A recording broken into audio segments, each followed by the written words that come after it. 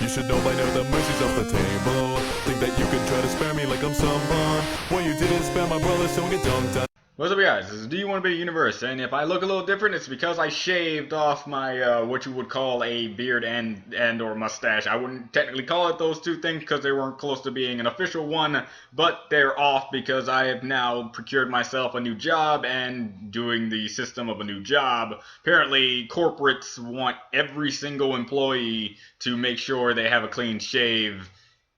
I understand it in like a standpoint of, you know, okay, new rules, new ways of working, blah blah blah blah. And let's just say I don't like it because I kind of got used to me having those two things, and I just feel weird. It really do. And I even look weird. I don't like this anymore. So that's why I'm doing this video at night, so you can barely see my face in this sort of area, and I just don't like it. I just can't wait until it grows back, so I have to cut it off again because with this new job I need to keep cutting it. So it sucks, I hate it, but let's get started with this video. This video is going to be Game Theory Undertale Sanss' Secret Identity, a new game theory video from one of my favorite YouTubers, MatPat. Now for my new setup, what I'm going to be doing here, you know how you can make those little link things to go to the channels? Well, not only will the link to the video be in the description below, and hopefully I can do this, so make sure I'm saying this, I can actually do it. I'm also going to make sure that the screen that's going to be right here when I'm watching the video is going to be linked to the original video itself, so whenever you feel like you want to watch this without a guy talking over it, there you go. It's going to be right there. You can click on it and stuff like that. And for those of you who are on mobile devices, go into the description. You can see it for yourself, because MatPat is one of my favorite YouTubers, as I say again, and I want him to get all the revenue he can possibly get for his videos because he has some great theories out there. I've actually known him before the whole Five Nights at Freddy's gig, where his channel skyrocketed and a lot of different things because FNAF. I was going to call it FNAF at Freddy's, but whatever. Now we're going to get this started. And giving on the thumbnail, he's going to probably put up a theory that Sanss is possibly Ness, at least from the thumbnail standpoints. I would like to see how he can connect Mother 3 and the Earthbound series, which are technically the same series, whatever, with Undertale, which is apparently, and the hack where Megalovania first came to be was from Toby Fox, so this all makes things just a ton more interesting. So let's get started. 3, 2, 1 now. Can you imagine a world where we're all represented by a font? That would be pretty cool. Which one I would be? Too straight. No, not in that way, just straight, as in unexciting. That's actually a pretty good joke. Deadpool. Makes sense. Broadway! Now that's the one, now that's the one! I can see him having a Broadway font or every single box screen that comes in. Me, as a font, if I had to come up with a font name that I don't know. I don't know many fonts. I'm not a Papyrus or a Sanss, definitely not. Hello, Internet. I guess California. I could say California initial or something. Instead of putting a joke here, I want to ask you a question. If your personality were represented by a font, what font would you be? As I said, I think it's the California initial. I might be pronouncing that wrong. Everyone has to say. Maybe find a couple new cool fonts to use. Getting bored with old Calibri 11. And with that, yeah, Calibri 11 actually would be me too, because I'm so plain basic and I'm in your face all the time, and you don't need me. Well, except for FNAF. And I suppose FNAF 2. Oh, and then there was FNAF 3. Wait a minute, should I be worried about something here? Anyway, across the board on YouTube, Reddit, and Twitter, you all have wanted Undertale. And honestly, I'm glad you brought it to my attention. True loyal theorists will know that Earthbound is my favorite game of all time. So a self-aware RPG in a similar style? Oh man, it's like a gift from the indie gaming heavens. Undertale is a game where every character, from Goat Mom to Grind Fodder, has a sympathetic design and unique personality, motivations, goals, fears. Whether you're saving or slaughtering them, the game makes you feel something every time you enter an encounter. But to me, one you learned it up today. All the rest, Sanss. A skeleton named after the font Comic Sans, hence all the font references at the beginning of the episode. If you haven't played Undertale, I'm sure that was a really weird opening. Anyway, Sanss is well, there's a lot of mystery around this guy. And before we get into it, let me put up a very special spoiler warning. Undertale is a game best experienced blind. So if you haven't played it, pause the video and come back after you've finished. That goes for anyone who's watching this video too, please. Alright, so everyone listen to Matt Pack. Play the game on your own. Spend $10, it's worth it. To get to the bottom of Sanns' mystery. At least to me, it's worth it. For those of you who haven't played the game and ignored the spoiler warning or just need a refresher, Sanss is one of the two skeletal brothers who appear in the game. His partner is Papyrus, a loud, goofy trap lover also named after a font. But in the world of Undertale, their origins are a big question mark. All that we really know is what's given to us by a shopkeeper in Snowden, who explains that Sanss and Papyrus, quote, just showed up one day and asserted themselves. It's like, hi, right? we're skeleton brothers. We're gonna be living here now. Just kind of the goofy sidekick. Sanss is much more complex. Sure, he likes fart jokes, but he's also incredibly powerful and deadly serious. Not only is his boss battle the hardest in the game, he's one of the only characters to have knowledge and power over space and time. I just love his bobbing animation around the world through ridiculous routes, even walking through walls. He also acknowledges that he's only one of infinite versions of himself, making self-aware commentary of the various timelines that you've played through in the game. Yeah, he references that if you just killed you. He acts like after he kills you with the dunk thing. He's like, don't tell the other Sanss that happened. Explaining the secrets of EXP and love, or execution points. Way after, before you even try to think about what they were. Fit in with the rest of the world of monsters. Thanks, Sanss. What? Or who is he? Well, the idea that he doesn't belong in Underworld seems to be correct. The evidence seems to point to the fact that he was, in fact, formerly a surface dweller. In the true pacifist ending of the game, as the group looks out onto the horizon, Papyrus asks Sanss about the giant ball in the sky. Sanss says, quote, "We call that the sun." This is important because A, the usage of the word we and knowledge of the sun shows that Sanss has a kinship or knowledge with other humans, and B, that despite he and Papyrus both being skeletons, are supposedly brothers, and apparently appeared in Underworld at the same time, they clearly have two very different histories. Why would Papyrus not know the name of the sun, but Sanss would? We get Why have I never Sanss's noticed origin that? as we hear him say multiple times that he wants to go home, or go back. He says as much during his dinner date scene at the Metaton Hotel. He notices that the player must want to go home and says, quote, "I know the feeling." He then continues, "Maybe sometimes it's better to take what's given to you," as though he ended up in Underworld by accident. And in a genocide run during his boss fight, he says, quote, "Look, I gave up trying to go back a long time ago." Meaning that he was somewhere going before. Back to the surface world, that's clearly not the full story. His very next I line never of actually... dialogue is, "And getting to the surface doesn't really appeal anymore either."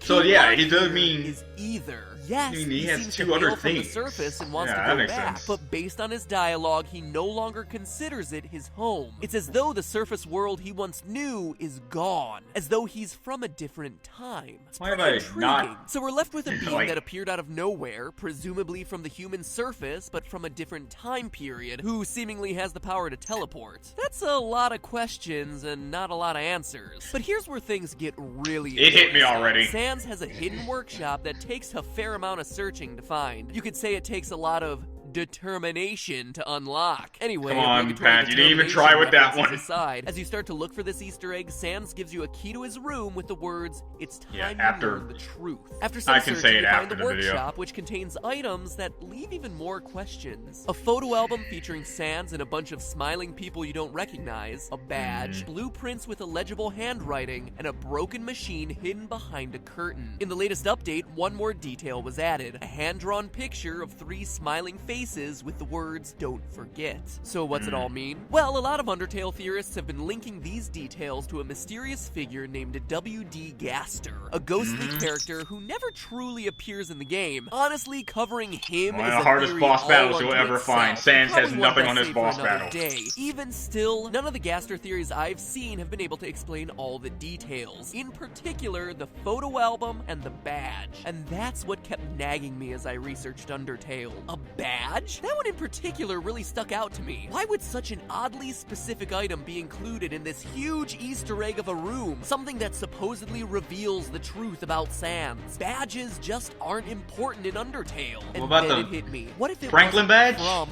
Undertale? What if this badge If he was says from the Franklin badge from a different game and was in fact Hold the on. most important badge? Hold on, this is in getting the interesting. history I'm actually of getting comfortable for gaming. this one. The Franklin badge. Now, Oh what my I'm God. talking about, the Franklin badge is a pivotal item from the Mother series. You know, the one with Earthbound. Or maybe you don't know that one either. You know, the one that Ness from Super Smash Brothers? Yeah, well, Ness is from Earthbound, and Earthbound is the second part in this larger Mother trilogy. Alright? Good. Anyway, the Franklin badge is a really important part of that series. It gets its start in the very first game and carries through the whole trilogy, saving your life multiple times in the process. It's so important that Nintendo has made it a staple item in the Smash Brothers series. So I asked myself, what if To me, the I barely badge use it, in but yeah. Sanss's drawer was that exact badge? Well, first off, it'd make Undertale connected to my favorite game, thereby making it even cooler. But that's still a pretty big logic. That seems too legit to want to call it a theory. I like that. I started looking, more and more pieces Oh my started to God. fit into place. At the end of Earthbound, you're given a photo album covering your adventures throughout the game. To me, it's one of the best, most satisfying endings in gaming to look back on your journey in picture form. And what does Sanss happen to have in his other drawer? A photo album filled with pictures of Sanss with people you don't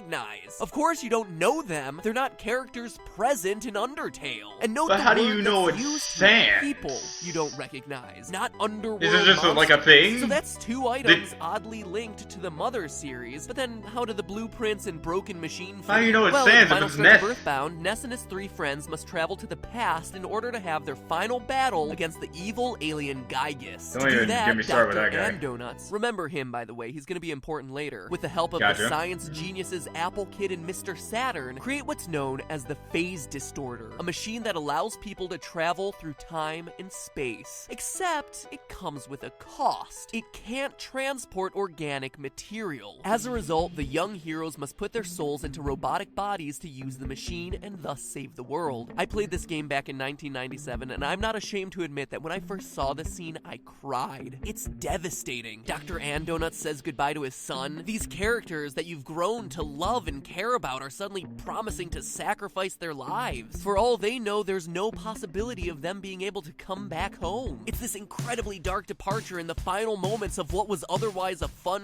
quirky, and colorful RPG. So what's all this have to do with Undertale? A lot, actually, but the first thing you need to know is that Mr. Saturns are known for their, let's say, unique linguistic style. That would explain the illegible handwriting on the blueprints. And the machine, I think a broken phase distorter is behind that curtain. Now that may seem like a People stretch, did say but it was a actually broken time explains machine, but a lot. phase If distorter, Sanss not too wound far up from in the truth. Underworld via a phase distorter, it could provide a reason for why he's a skeleton. He used the machine as organic matter and suffered the consequences. Not killing him, but turning at least part of him into a pile of bones. It would also explain why Sanss has given up hope for going home. Remember, the distorter is a time machine. By being in Underworld, he's not only in a different place, but based on how he talks, he's also in a different time, with no hope of traveling back to the time he came from. But That the makes so crossovers much between sense. Earthbound and Undertale continue. When you speak to the Apple Kid at the end of Earthbound, he's blown away by the astronomical odds of Ness overcoming Gygus, saying that he's going to continue studying the trait called courage in order to harness its powers. And you can only get to It's awfully determination. similar to the same experiments happening in Undertale around the trait of determination, no? There's a lot of things I haven't Especially noticed since so about much speculation Earthbound besides the circulated fact of the that playing Sanss style. is a key player in those experiments. But I'm sure you also want physical evidence, right? Well, don't worry, because I have plenty. During one of the endings of Undertale, we see Undyne and Alphys hanging out on the beach on the surface world. A beach that shares a lot of similarities to the tropical resort location named Summers that you play through in Earthbound. In fact, the geographic layout of the surface bears some striking similarities to the world of Mother. When Undertale's crew of monsters are finally able to reach the surface and look out over the earth, they're met with a beautiful sunset falling across a landscape of a tall mountain, a large city, and a sandy area adjacent to water. Notice the sun's reflection to indicate water and a lack of trees in this middle section here, hence the sand. Well, in Earthbound, you have the big city of Fourside, complete with skyscrapers, which you reach via a desert that just so happens to be adjacent to some water, and to the east, the mountain in Onetz, where a meteor meteorite lands on Earth. I always called it On It, but if that's not clear enough for you, Mother 1, Earthbound 0, Earthbound Beginnings, whatever you want to call it, it's had a lot of names, had a map laying out the same geographic landscape. A tall mountain to the east of a large city separated by a desert with all of it up against a coast. I don't know about you, but to me it seems like there's a definite connection between the world of Eagleland, again, unclear how it's pronounced, between the world of Eagleland and the surface world of Undertale. But the strongest physical connection, the one that definitely unites these two franchises, comes from none other than Papyrus himself. He wears a custom-made costume known as his battle body, but if you look really closely at the design of the armor, you'll notice some markings on the chest. Is it just a throwaway detail?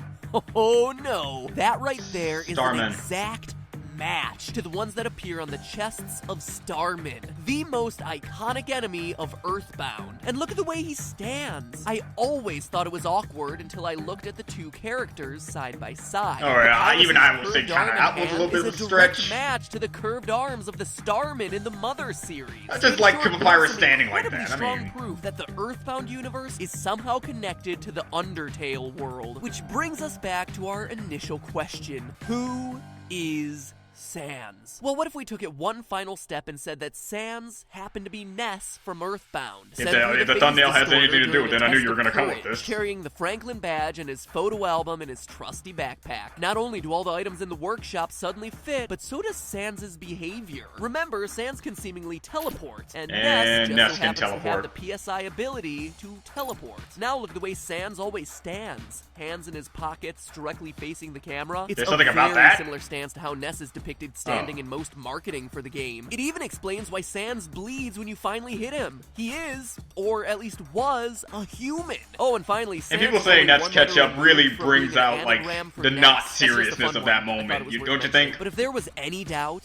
we have to look no further than the creator's previous work. Toby Fox, the man behind Undertale, had previously worked on a Halloween hack for Earthbound. But this just wasn't a simple reskin. The Halloween hack tells the tale of Dr. Andonuts after the events of Earthbound. Remember, I pointed him out? He's the one who made the phase distorter. In Toby Fox's version of the story, we see that after Gygas's defeat, the souls of the kids never return home. Instead, by going to the past to defeat Gygas, they create a new timeline that they're stuck in. As a result, Jeff never reunites with his father, Dr. Andonuts. And Dr. Andonuts goes crazy with guilt, because he's the one responsible for creating the time machine and extracting the souls of his son and his son's friends to send them back to what he assumes was their death. In his mind, probably go crazy 4 too. kids. And in Toby Fox's game, he's lost his mind trying to deal with that guilt. I'm telling you, this hack is dark. But that said, you see a lot of Undertale in this game. The appearance of amalgamates, the first use of the awesome song Megalovania, the prototypes for Flowey, and the theme of having violent in an RPG, sparing your enemies. But then why's all this? Toby had this idea from the get-go. Well, remember, in Toby Fox's version of the story, the kids don't come back. They're stuck in the past with no hopes of getting home, just like Sanss. And in the hack, one character is oddly missing, with no explanation as to why: Ness. Presumably in this timeline, his soul is in a different place than his 3 friends. Which brings us back to Undertale. 3 faces with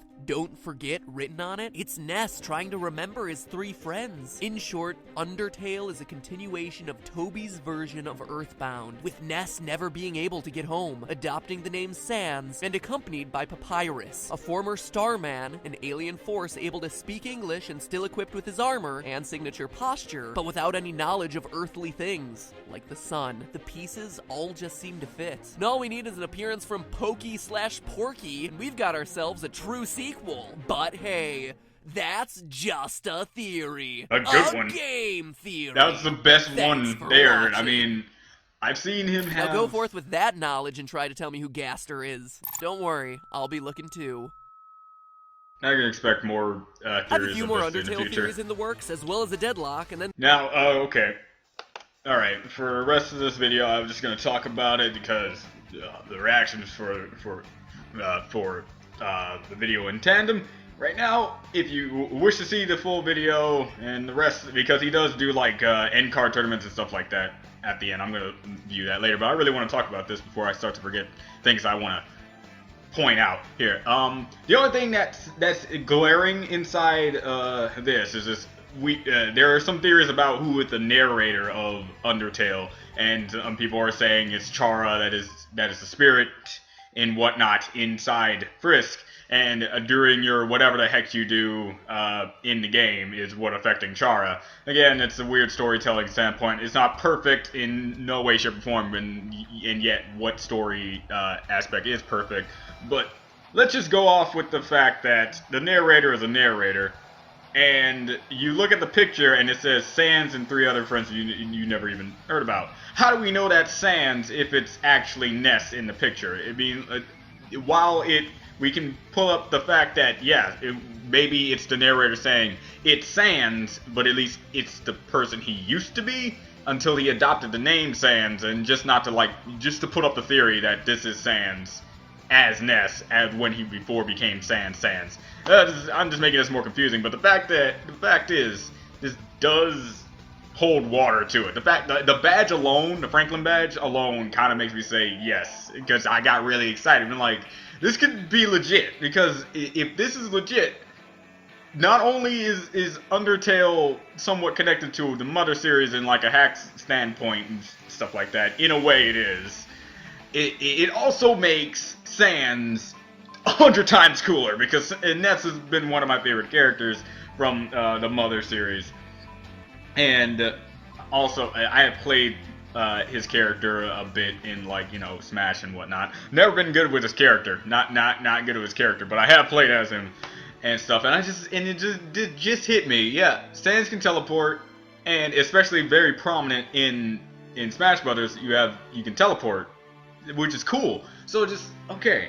As for the Starman thing, when I first saw that.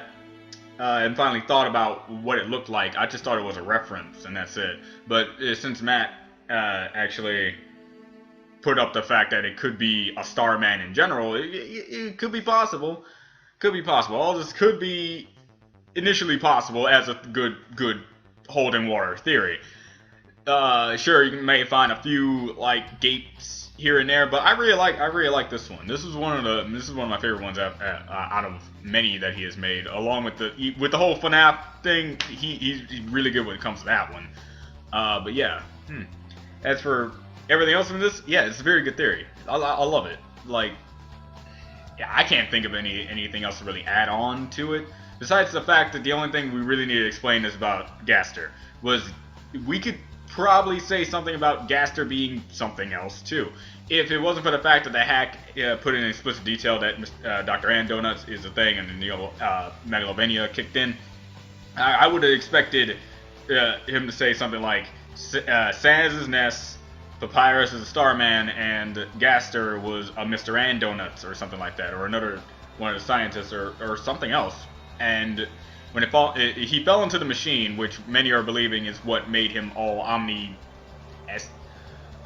what's it called? It's omnipresent, because he's everywhere, and that's why his little servant guys say it's rude to talk about someone when they're right here or something like that. Or I forgot the entirety of his followers, but all I do know is this theory does hold a lot of water to it, and hopefully I fully understood it while talking, or I just sound like a complete idiot who doesn't even really understand how these theories work out. But I do like how he structured this one. But the whole Gaster thing is going to be interesting, how he's going to tackle what Gaster is, because a lot of people have been already theorizing Gaster as is, and yeah, okay, but anyway, this is Do You Want a Bit of Universe? Please, in the description or during that entire time that video was up, please go check out Game Theory and check out his videos and whatnot. I have other Undertale things to do, and I'm not sure about the order of these, because I'm making this like way after getting done with the Aftertale comic dub. I got through with part 1 through 7. Part 8 came out like a day ago by the time you're seeing this video for me. So by the time I'm going to be uploading those, I'll be sure to have the part 8 and stuff, in which things gotten interesting in that. So yeah, anyway, this is Do You Want a Bit of Universe. I hope you enjoyed this video, and I'll see you guys next time. Bye. And please do Ignore this. I've been looking at myself in this camera the entire time, and I look weird. I look strange. I do not like this. I feel naked. I do. My face feels naked. Bye.